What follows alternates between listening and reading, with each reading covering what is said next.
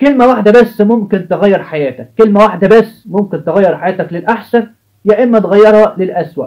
الجداول اللي بتعملها عشان تذاكر وإنك تنظم وقتك وتكثف ساعات المذاكرة، كل ده ملوش لازمة جبال الكلمة دي. الكلمة دي كافية بس إنها تخليك تقوم تذاكر حاليا دلوقتي. الكلمة دي ممكن تغير حياتك تماما وعن تجربة بنسبة 100%.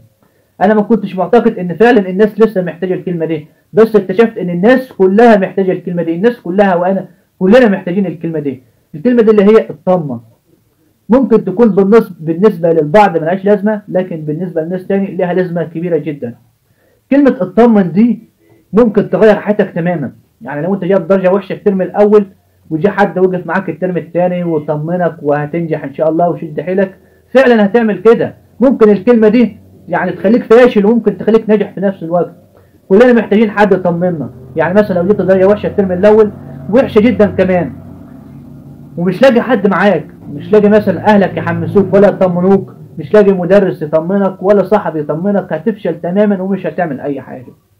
طبعا انت هتقول لي يعني احنا عاوزين جدول، عاوزين نذاكر، عاوزين نعمل ايه نطمنك وشغل العيال الصغيره ده. والله بكلمك بجد يعني ان حد يطمنك هتاثر في حياتك تماما. انت كطالب دلوقتي، وانا عارف كل الموجودين اللي عندي هنا في ثالثه اعدادي، كطالب في ثالثه اعدادي دلوقتي او في الثانويه ان كان، محتاج اي حد يقف معاك فعلا، محتاج اهل يقفوا معاك، محتاج صحاب، محتاج مدرسين يحمسوك. مش تلاقي مدرس يقول لك لا دي ثانوي عامه تاخد من مجموع كبير جدا انت كده كده مش داخل. للاسف الكلمه دي مش اللي احنا عايزينها. انت ممكن تكون ماشي في الشارع وجايب 80 مثلا الترم الاول وجايب درجه وحشه جدا يعني، ويجي واحد يقول لك كلمه حلوه وما تخافش وهتلحق بس انت شد حيلك، فعلا هتروح تذاكر وتشد حيلك. صدقوني الكلمه دي هتاثر عليك جامد. انت بتبقى خايف، بتبقى مرعوب، حتى لو الدرجه بتاعتك حلوه جدا، حتى لو مثلا درجتك تحفه وتدخلك سنه ومرتاح، لكن انت برضه محتاج حد يطمنك، محتاج حد ينصحك، لان انت ما تعرفش لسه. العنصر ده صعب تلاقيه وما تتكلمش عنه ببساطه. يعني ايه حد يطمنك دي؟ لا والله العنصر ده محتاج محتاجينه كلنا كمان. انت مثلا عندك اهلك، للاسف يعني في بعض الاهالي مش بتطمن اليومين دول. تبقى محظوظ لو فعلا اهلك واقفين جنبك. والله يعني بتحمد ربنا لو لقيت يعني ابوك او امك او اي حد من اهلك وقف معاك وبيقول لك اعمل اللي عليك وذاكر وما تزعلش وما تخافش. انت تحمد ربنا يعني كتير جدا. في اهالي تاني بيبقى جواها حقد، لو ايه ان ابني ما طلعش مثلا زي ابن اختي او ابني ما طلعش زي ابن الجيران، بيقعدوا يدمروا في الولد، يقولوا مش عارف مين احسن منك ومين احسن منك. ده برضه انت محتاج كده. يعني انت مثلا التعليقات اللي فاتت بلاقي تعليقات كتيرة جدا عندي والطلاب خايفة جدا وعاوزين اي حد يطمنهم. يعني يمكن انا بالنسبة لهم مش حاجة، ولا اللي هو اخ ولا اب ولا بالنسبة لهم حاجة حتى، ومحتاجين اي حد يطمنهم ويقول لهم كملوا. الكلمة دي ممكن تأثر عليك قوي قوي. وما تقولش لا عادي، لا هقول لك لا، انت مثلا مش كل الاهالي موجودين. في ناس مثلا اهاليها متوفية، في اللي مش لاقي حد ينصحه، في اللي عايش في الدنيا وخلاص لوحده. فانا بقول لك الكلمه دي لازم تبقى موجوده، وصعب انك تلاقيها عند اي حد بصراحه. يعني الناس دلوقتي بقيت حاسس ان هي بتبيع الكلام الحلو من الاخر يعني. فكلمه لما حد يطمنك كده ويشجعك ويقول لك انا معاك للنهايه وان شاء الله تدخل كليه حلوه واعمل اللي عليك واتعب وما تخافش، الكلمه دي هتاثر في حياتك قوي. والله هتاثر في حياتك جامد.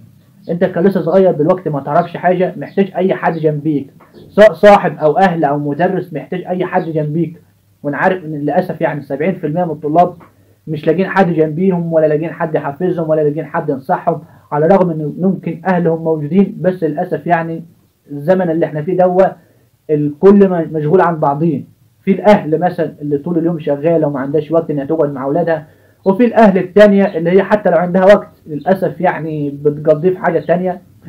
فصراحه يعني الكلمه دي هتاثر في حياتك جامد. بس نقطه صغيره كده او ملحوظه صغيره كده، ما تحاولش انك تدور عليها لانك صعب انك تلاقيها. فيا ريت اي حد محتاج اي حاجه، اي سؤال، اي استفسار، اي حاجه ملهاش اي لازمه في حياته عايز يسال عليها، عادي اسالني في اي وقت. اسألني تحت في التعليقات او هتلاقي برضه رابط الفيس موجود تحت. اعتبروني اخوكم الكبير يعني. اسألوني اي حاجة، انا موجود في اي وقت معاكم يعني. يمكن كلمة مني تغير حياتك، وانا متأكد كده. انا متأكد ان الكلمة مني انا ممكن تغير حياتك انت. نصيحة مني انا ممكن تغير حياتك انت، لانك لسه ما تعرفش حاجة. فلو محتاج اي حاجة كلمني من غير تردد بصراحة، اي حاجة عايز تسأل عنها سواء انت في اعدادي او في ثانوي اسألني عن اي حاجة وهرد عليك ان شاء الله. فيا ريت يعني تركزوا كويس على الحاجة دي.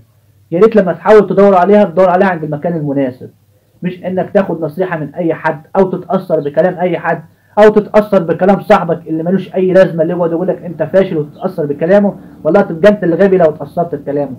ففعلا الكلمة دي بتأثر في حياتنا جدا، بتأثر في حياة كل واحد. وان شاء الله يعني الكلمة دي هتلاقيها عند اهلك، هتلاقيها عند المدرسين، هتلاقي حد يطمنك ان شاء الله. واستناني بقى الفيديو الجاي مستنيك.